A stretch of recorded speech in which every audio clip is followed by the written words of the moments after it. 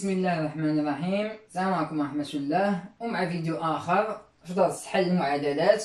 واختاريت لكم من الموحدات الجهوية السابقة المعادلات اللي فيهم الأس اثنان، كيفاش نتخلصوا من الأس اثنان. إذا نبداو. المعادلة الأولى إكس عامل لإكس زائد 3 تساوي إكس أس اثنان ناقص 15. طريقة الحل هنا أنني كنشر إكس على هذا. إذا إكس في إكس هي إكس أس اثنان زائد إكس في 3 هي 3 إكس يساوي إكس أس اثنان ناقص 15. علاش درنا هادشي؟ باش يبان لي إكس أس اثنان مع إكس أس اثنان. لما غنجيب إكس أس اثنان للطرف غنتخلص منهم. إذا غنجيب كلشي لهاد الطرف فغتولي عندي إكس أس اثنان زائد 3 إكس، هذا غيجي هنا غيولي ناقص إكس أس اثنان ناقص 15 غيجي هنا غيولي زائد 15 يساوي صفر. فكيبان لي هنا ناقص إكس أس اثنان مع إكس أس اثنان. إذا تخلصنا من الأس، هو اللي كنبسطني. إذا دابا بقى لي 3 إكس زائد 15، فغندير 3 إكس يساوي زائد 15 غيمشي لهي غيولي ناقص 15.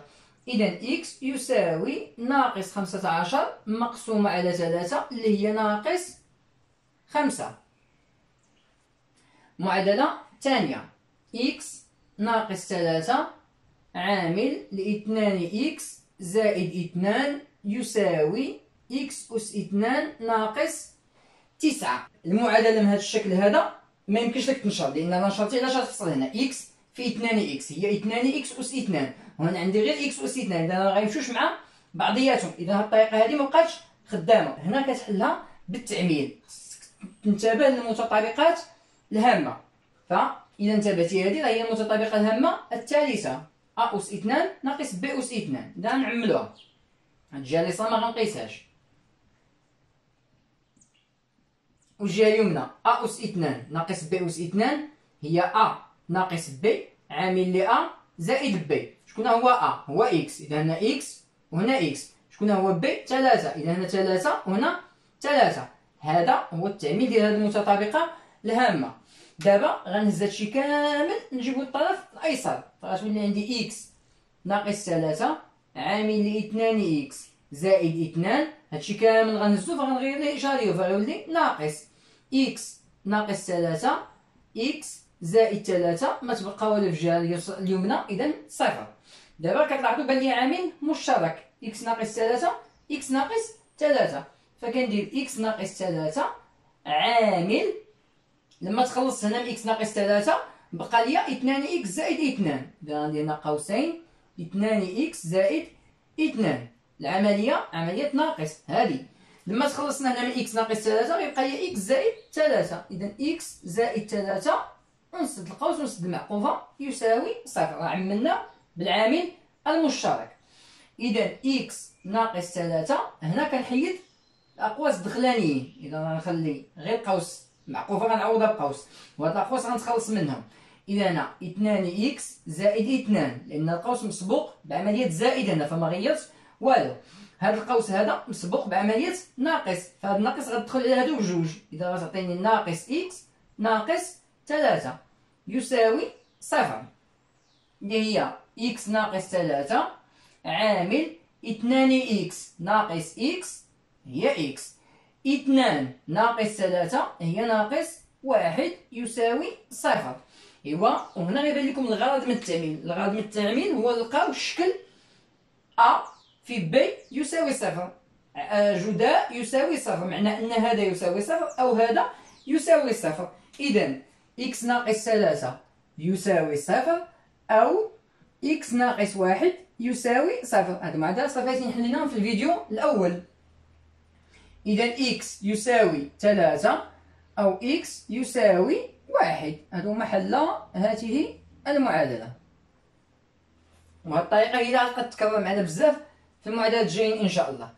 إذا المعادلة الثالثة 7 إكس زائد 2 أس 2 يساوي إكس زائد 2 عامل لإكس ناقص 1. هنا راه كيبان لي العامل المشترك إكس زائد 2 إكس زائد 2. خصني أول حاجة نهز هذا كامل نجيبو لهاد الطرف، فغتولي 7 إكس زائد 2 أس 2 ناقص إكس زائد 2 عامل لإكس ناقص 1 يساوي صفر. نعمل بالعامل المشترك إكس زائد 2 عامل. كنقول لما تخلصنا هنا من إكس زائد 2 شنو بقى ليا؟ أول حاجة بقات ليا 7 وبقى ليا واحد إكس زائد 2 لأن أنا إكس زائد 2 أس 2 إذا كاينين منها جوج. أنا عملت بوحدة فغتبقى وحدة ناقص عملت بهذا فتبقى ليا هذا إكس ناقص 1 سد المعقوفة يساوي 0. إكس زائد 2 ما غنقيسهاش وغنتخلص من الأقواس الدخلانيين. هنا غنقوم بالنشر وهنا غنحيد القوس. إذا 7 في إكس 7 في 2 14. القوس مسبوق بإشارة ناقص فغتغير الإشارة ديالهم بجوج. إذا غتولي ناقص إكس زائد 1 يساوي 0. نحسب داكشي اللي في داك القوس الثاني.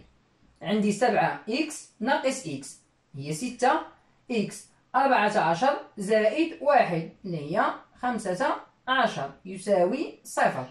جداء يساوي 0. إذا هذا يساوي 0 أو هذا يساوي 0. إذا إكس زائد جوج يساوي 0 أو 6 إكس زائد 15 يساوي 0. إذا الأولى إكس يساوي جوج غتمشي لها غتولي ناقص 2 أو 6 إكس يساوي 15 غتمشي لها غتولي ناقص 15. إذا إكس يساوي ناقص 2 أو إكس يساوي ناقص 15 على 6 وهادو هما حلا المعادلة. هنا بإمكاني نختزل بثلاثة ولكن ماشي إشكال نخليوها هكاك. المعادلة الرابعة 2 إكس زائد 6 أس 2 ناقص إكس أس 2 يساوي 0. هنا مكاينش عامل مشترك بحال هادشي اللي درنا في المعادلة الثانية أو الثالثة ولكن كاينة متطابقة هامة بحال هادي اللي خدمنا بها هنا. أ أس 2 ناقص بي أس 2 أ أس 2 ناقص بي أس 2. إذا غنحل معقوفة. شكون هو أ؟ هو 2 إكس زائد 6. إذا عندي 2 إكس زائد 6 ناقص شكون هو بي؟ هو إكس. عامل 2 إكس زائد 6 زائد إكس يساوي 0. أ أس 2 ناقص بي أس 2 يساوي أ ناقص بي عامل لأ زائد بي. تطبيق ديال المتطابقة الهامة الثالثة. نحيد دابا الأقواس اللي لداخل. إذا غتولي 2 إكس زائد 6 ناقص إكس عامل ل 2 إكس زائد 6 زائد إكس يساوي 0. نحسبو دابا داكشي اللي لداخل. 2 إكس ناقص إكس إكس زائد 6 غتبقى 2 إكس زائد إكس 3 إكس زائد 6 غتبقى يساوي 0. فحصلنا على جداء يساوي 0. إذا الأول يساوي 0 أو الثاني يساوي 0. إذا إكس يساوي زائد 6 غتولي ناقص 6 أو 3 إكس يساوي 6 غتولي ناقص 6. هذه ما غنبدلهاش. أو إكس يساوي ناقص 6 على 3 وبإمكاني نختزل بثلاثة فغتبقى 2 وكاين الناقص. إذا ناقص 2. نمضوا للمعادلة الموالية. 3 إكس زائد 8 أس 2 تساوي 16. أول خطوة داك 16 غنجيبو لهاد الطرف. إذا غتولي 3 إكس زائد 8 أس 2 ناقص 16 يساوي 0. وهاد الشكل هو هاد الشكل هذا. أ أس 2 ناقص ب أس 2 4 أس 2 هي 16. إذا هنا بحال عندي 4 أس 2. أنا نطبق المتطابقة الهامة الثالثة. أ ناقص ب اللي قلنا هو 4 عامل ل أ زائد ب اللي هو 4 يساوي 0. نحيد الأقواس. إذا 3 إكس زائد 8 ناقص 4 3 إكس زائد 8 زائد 4 يساوي 0. إذا 3 إكس 8 ناقص 4 هي زائد 4. 3 إكس 8 زائد 4 هي زائد 12 يساوي 0. دونك نكمل هنايا مكاين لاش نمسح. إذا 3 إكس زائد 4 عامل 3 إكس زائد 12 يساوي صفر. جداء كيساوي صفر، معنى هذا يساوي صفر أو هذا يساوي صفر. إذا 3 إكس زائد 4 يساوي صفر، أو 3 إكس زائد 12 يساوي صفر. إذا 3 إكس يساوي ناقص 4، أو 3 إكس يساوي ناقص 12. إذا إكس يساوي ناقص 4 على 3، هذا هو الحل الأول. أو إكس يساوي ناقص 12 على 3، وبإمكاني نختزل ب3، فغيبقى عندي ناقص 4، وهو هذا الحل الثاني. ممكن نمسح باش نديرو المعادلات اللي من موراهم.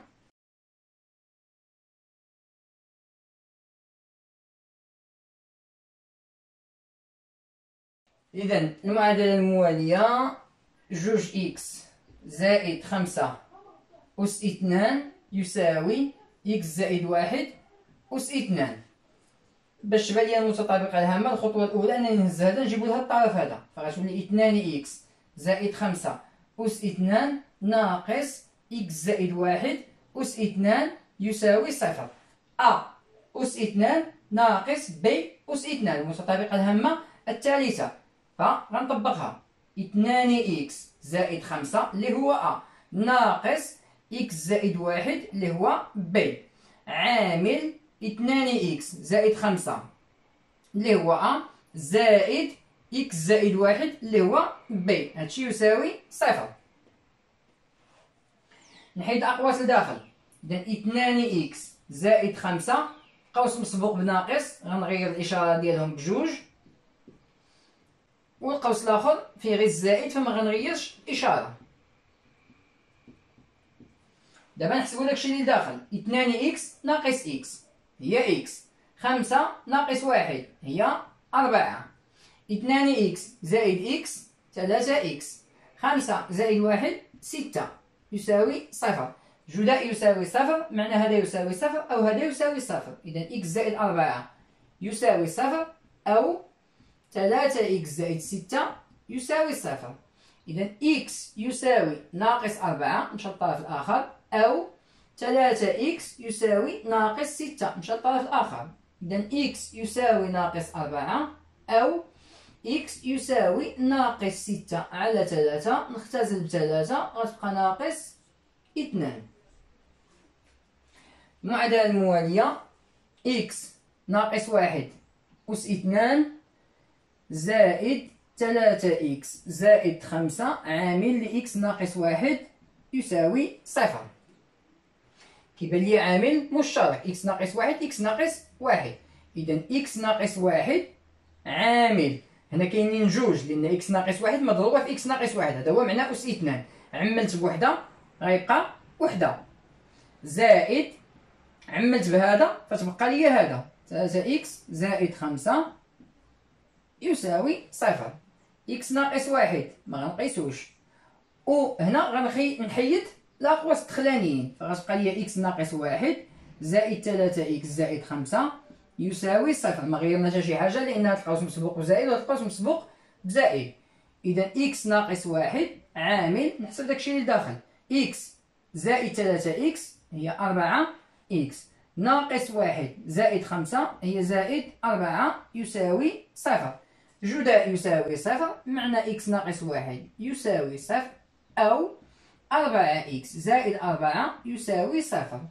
إكس يساوي ناقص 1 مشى للطرف الآخر ولا 1، أو 4 إكس يساوي ناقص 4. إذا إكس يساوي 1، أو إكس يساوي ناقص 4 على 4 اللي هي ناقص 1. إذا حل المعادلة هما 1 وناقص 1. المعادلة الأخيرة راح واقيلا المكان فنمسح هادشي. المعادلة الأخيرة إكس أس 2 ناقص 2 عامل 2 إكس ناقص 1 زائد، أنا اش كيبان لي هنا نمسح هادشي كامل باش منزيرش راسي.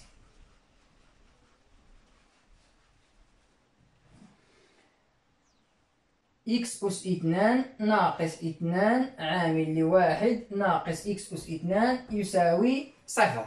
الملاحظة الأولى أن هذا عامل مشترك فنعمل به.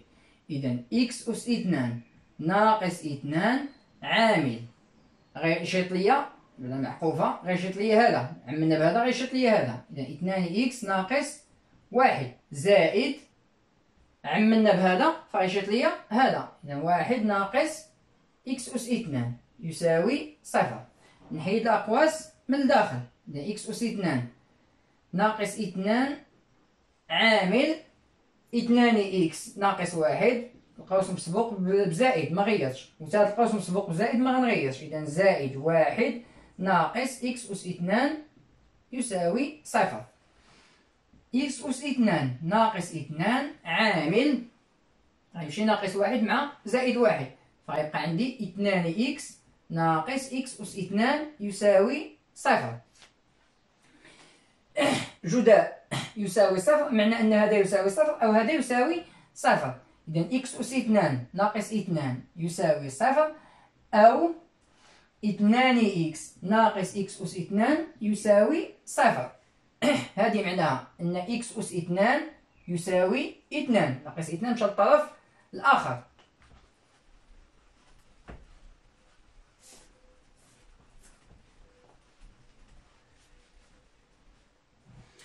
أو هنا إلا بغيت نتخلص من الإكس أس 2 خصني نعمل بإكس، كاين إكس هنا وكاين إكس هنا. إذا إكس عامل 2 ناقص إكس يساوي صفر. إكس لما حيدنا من هنا بقات ليا جوج، ها هي، ناقص إكس أس 2 لما حيدنا إكس غيبقى ليا إكس لأن هنا كاينين جوج، فهو هذا اللي درتو هنايا. إكس أس 2 يساوي 2 هذه جديدة دابا، خليتها الأخير معادلة. فاش يكون عندك إكس أس 2 يساوي عدد معنى أن إكس يساوي جذر داك العدد، أو إكس يساوي ناقص جذر داك العدد. هذه قاعدة عقلوا عليها. إكس أس 2 يساوي عدد معنى أن إكس يساوي جذر داك العدد، أو إكس يساوي ناقص جذر داك العدد. حفظوها هكذا. أو جداء يساوي صفر معنى أن هذا يساوي صفر أو هذا يساوي صفر. إذا إكس يساوي صفر أو 2 ناقص إكس يساوي صفر. هاد الحلول صافي لقيناهم، ما عندي ما نبدل فيهم.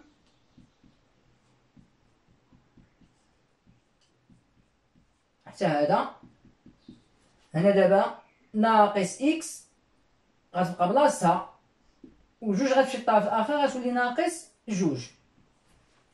نعاود نقول الحلول. إكس يساوي جذر جوج، هذا لقيناه صافي، أو إكس يساوي ناقص جذر جوج، هذا لقيناه صافي، أو إكس يساوي صفر، أو غنتخلص من الناقص من هنا ومن هنا فغيولي عندي إكس يساوي 2. إذا للمعادلة 4 حلول: جذر جوج ناقص جذر جوج صفر جوج. وهذه يمكن تقول من أصعب المعادلات اللي شفتو معطاوها في شي جهوي في جميع الجهات. حاولوا تضبطوها، ما بان يسخن عليهم راسهم ما يعطوكم شي معادلة صعيبة بحال هذه. إذا كانت من الشرح يكون واضح، ونشوفكم إن شاء الله في الفيديو الجاي. السلام عليكم ورحمة الله.